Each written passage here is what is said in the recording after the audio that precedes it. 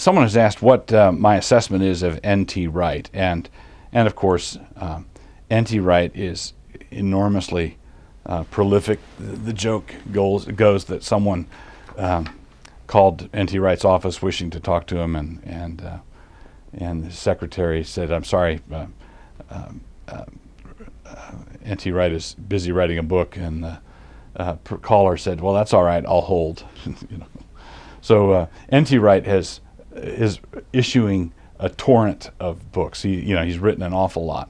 My basic assessment, this is, understand, a 30,000-foot level assessment. My basic assessment is that I find N.T. Wright on the Gospels and on Jesus to be enormously helpful. I think that he gets a lot of things that many commentators miss about the Gospels and about Jesus' teaching ministry and about what he intended and what he was about, what he was doing. So I find N.T. Wright enormously helpful on the Gospels and on Jesus.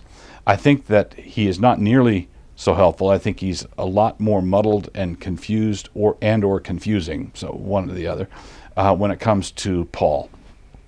And so if you're talking about the new perspective on Paul, which is what the hubbub is about, I find myself in a lot greater sympathy with Wright's critics than with Wright's defenders.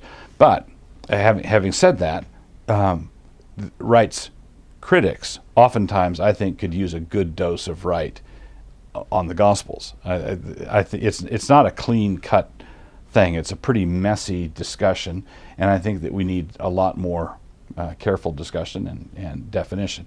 And I'm pleased to note that a paper that Wright delivered at a recent ETS conference may have gone some way toward clearing up some of those confusions, at least on Paul.